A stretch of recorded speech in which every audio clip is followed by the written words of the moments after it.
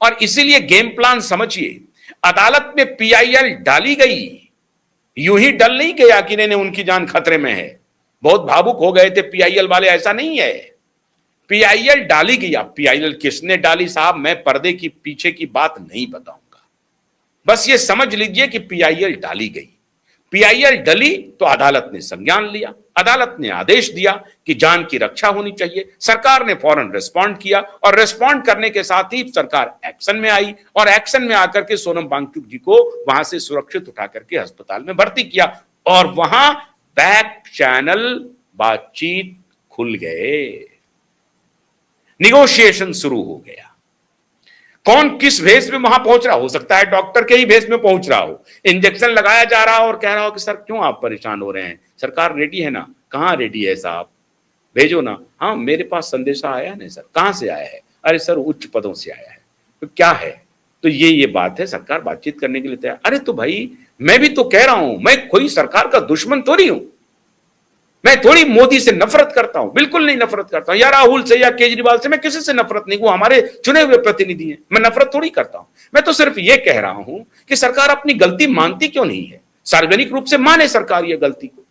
हाँ हाँ सर मान जाएगी, मान जाएगी सरकार, मानेगी सर। अच्छा मानेगी, कोई बात नहीं है, तो हमारा संदेश भेज दीजिए। हाँ ठीक है, उधर से संदेश का आदान प्रदान शुरू हो गया। वो जगह ऐसी है जहां संदेश का आदान प्रदान हो सकता है। उनको आवश्यक जो शरीर को चाहिए वो औषधि भी दी गई, कुछ पान भी कराया गया, भले ही ऊपर से नहीं लेकिन नीडल्स के जरिए उनको कराया गया और बैक चैनल बातचीत के मार्ग खुल गए।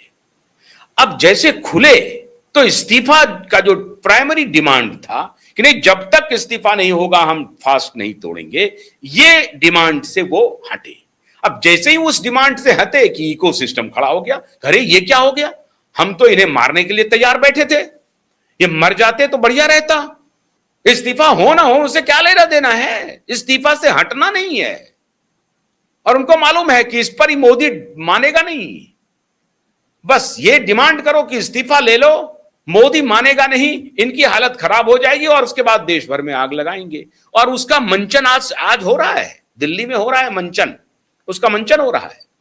इनका एजेंडा एजुकेशन पॉलिसी को दुरुस्त करना नहीं है। हालांकि मैं फिर भी मानता हूं जनतंत्र में प्रदर्शन करने का अधिकार है, नहीं तो सरकारें निरंकुश हो जाएंगी, मैं फिर भी मानता हूं। अगर ये आगजनी नहीं करते हैं, कोई बलवा नहीं करते हैं, शांतिपूर्ण मार्च निकालने का, फिर भी चाहे वो कितना भी विरोधी हो उनको अधिकार है। ये जनतंत्र की खूबसूरती है। और मैं इस बात में आप इंट्रिंसिकली मैं बिलीव करता हूं कि चाहे किसी की भी सत्ता हो, अगर उसका प्रतिकार नहीं होगा तो सत्ता निरंकुश हो सकती है, सत्ता फिर कुछ का कुछ निर्णय ले सकती है। और इस संदर्भ में दिखाई भी पड़ता है कि अगर यह विवाद नहीं बनता, माहौल नहीं बनता, सरकार पर दबाव नहीं पड़ता, तो नीट का री एग्जामिनेशन इस तरह से नहीं हो पाता, फिर लीक होता। और अब आगे जो परीक्षाएं होंगी वो सरकार के लिए एक बड़ी चुनौती बनी हुई है। 130, 150, 190 पेपर लीक हो चुके हैं पिछले 20-25 वर्षों में, लगातार पेपर लीक हो रहे हैं, तो यह दबाव बनेगा नहीं। इसलिए मैं थोड़े संदर्भ में अगर आप मेरे से ईमानदार पत्रकारीय पक्ष पूछेंगे तो मैं ये भी मानता हूं कि शांतिपूर्ण प्रदर्शन अगर हो रहे हैं, कोई आगजनी कोई बलवा नहीं कर रहे हैं, तो पुलिस को उन्हें मार्च करने देना चाहिए। लेकिन होता ऐसा नहीं है मित्रों। कुछ शरारती तत्व क्या करते हैं, अभी देखिए खबर आ रही है, पत्थर लेकर के पहुंच गए हैं वहां पर, पत्थरबाजी शुरू हो गई। और यही फिर वही नाटक था कि पत्थरबाजी करो, पुलिस को उकसाओ, पुलिस लाठीचार्ज की भी खबरें आई हैं और ये वीडियो भी आए हैं थोड़े बहुत। क्यों? क्योंकि पुलिस को आप मजबूर कर रहे हो। पुलिस कह रही है कि ठीक है आप शांतिपूर्ण मार्च करो, हम आपके प्रोटेक्शन में आपके साथ साथ चलने के लिए तैयार है। लेकिन कल दिल्ली पुलिस का एक ऑफिशियल स्टेटमेंट आया कि मेरे से किसी ने मार्च की अनुमति नहीं मांगी है और हमने किसी को मार्च की अनुमति नहीं दी है। तो पुलिस का यह कर्तव्य है कि कानून व्यवस्था को सुचारू रूप से जारी रखने के लिए ऐसे समय में जब पार्लियामेंट सेशन कन्वीन हो रहा हो, जिस दिन पार्लियामेंट सेशन कन्वीन हो रहा हो, उस दिन कम से कम उस इलाके की सिक्योरिटी को चाक चौबंद किया जाए। यह पुलिस की जिम्मेदारी है। अगर कोई ऐसी अनहोनी हो जाए तो पता चला वहां एसएचओ से लेकर के डीसीपी और फिर कमिश्नर तक घेरे में आ जाएंगे मित्रों। इसलिए आप उनको भी थोड़ा ध्यान से रखिए, वो भी आपके ही सिक्योरिटी ऑफिसर हैं। हम कोई इंग्लैंड के खिलाफ लड़ाई नहीं लड़ रहे हैं, तो पुलिस के साथ भी हमें कोऑपरेट करना चाहिए। हालांकि मैं ये मानता हूं कि जो भी प्रदर्शनकारी हैं वो ऐसा नहीं होगा कि वो आग लगा देंगे, बलवा कर देंगे, लेकिन कुछ शरारती तत्व उसमें घुसते हैं। और ये भी सत्य है कई बार, ये भी सत्य है कई बार कि सरकारें भी इसका दुरुपयोग करती है, अपने शरारती तत्व को वहां पर घुसेड़ देती है और वो उससे काम करवा लेती है, उसको बदनाम। ये चलते रहता है, ये पॉलिटिक्स का एक इनएविटेबल पक्ष हो गया है, इससे कोई इनकार नहीं कर सकता। लेकिन एजेंडा शुरू से ये था, एजेंडा इसकी नीयत सुधारने की नहीं थी।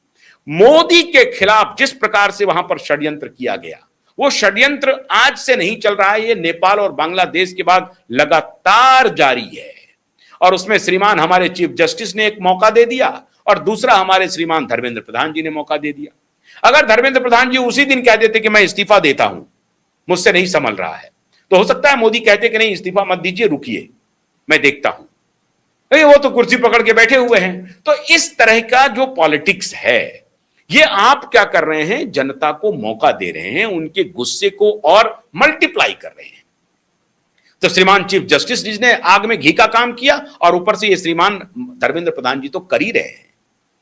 तो मोटे तौर पर इसको आप दोनों पक्षों को एक साथ देखना पड़ेगा, तभी आप जुडिशियस हो पाएंगे, तभी आप राइटियस अप्रोच दुनिया के सामने रख पाएंगे। ऐसा नहीं है कि एकांगी नहीं, सारे लोग जो हैं वो सीआईए के एजेंट ही हैं। नहीं, बिल्कुल मैं ऐसा नहीं मानता हूं सारे लोग सीआईए के एजेंट हैं, सारे लोग सोरेस के एजेंट हैं, मैं नहीं मानता हूं ऐसा। लेकिन उसमें सोरोस के एजेंट हैं, उसमें सीआईए के एजेंट हैं, वो आगजनी के मूड में हैं, वो बलवा कराना चाहते हैं क्योंकि उनको मोदी से स्कोर सेट करना है। ये सबसे ज्यादा सत्य है।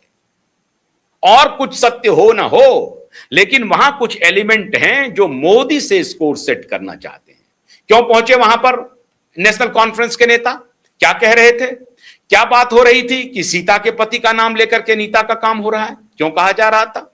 स्टेटेड स्टैंड है इन लोगों का मोदी के खिलाफ। वो सारे लोग जो मोदी की खिलाफत कर रहे हैं अन्य अन्य विषयों को लेकर के, वो नीट का बहाना बना करके वहां पहुंच गए। तो नीट के बहाने पर सरकार ने एक मास्टर स्ट्रोक चल दिया मित्रों। और मास्टर स्ट्रोक क्या है? मास्टर स्ट्रोक है कि वांगचुक के साथ बैक चैनल वार्ता शुरू हो गई और लगभग सरकार मान गई और सरकार की बात को वांगचुक मान गए। तो इस्तीफे के स्टैंड से हटे, जैसे हटे वांगचुक को मोदी का एजेंट डिक्लेयर कर दिया इकोसिस्टम ने। बड़े बड़े पत्रकार जो इस बात में लगे हुए थे, तो मैंने आपको कांग्रेस के कार्यकर्ता, कांग्रेस के स्पोक्सपर्सन की भी बात बताई, इकोसिस्टम की भी बात बताई कि वो कैसे अब वांगचुक को ही, सोनम वांगचुक को ही मोदी का एजेंट घोषित करने में लग गए हैं। यह चल रहा है। लेकिन मोटे तौर पर मोदी के जो रणनीतिकार हैं, उसने बैक चैनल खोल करके इस बातचीत को आगे बढ़ा करके इस आंदोलन को ठीक से हैंडल करने की कोशिश की है। लेकिन आंदोलन जी भी तो शांति से बैठेंगे नहीं, उनका आंदोलन करते रहना उनका काम है। मेरी शुभकामना भी है, आप करते रहिए, कोई दिक्कत नहीं है, उससे भी समाज का भलाई होगा। सरकार अगर अंकुश में रहेगी तो भलाई होगा, लेकिन आपका एजेंडा कामयाब नहीं होगा। आप जो चाहते हैं वो कामयाब नहीं होगा। आपके दिल की तमन्ना है by hook and crook Modi सत्ता छोड़ दे या मोदी को सत्ता से खदेड़ दे, वो स्थिति यहां नहीं होगी। आप जो बांग्लादेश का स्वप्न देख रहे हैं, नेपाल का स्वप्न देख रहे हैं, श्रीलंका का स्वप्न देख रहे हैं, वो स्वप्न भारत में पूरा नहीं होगा। इस बात को कान खोल करके सुन लीजिए, ऐसा नहीं होगा।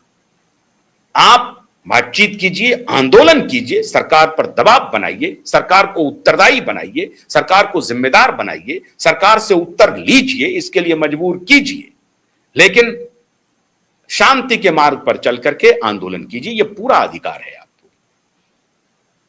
श्रीलंका, बांग्लादेश, नेपाल बनाएंगे तो आरएएफ का डंडा चलेगा और इसमें कोई मोहब्बत नहीं अपनाई जाएगी। बहुत बहुत शुक्रिया। नमस्कार।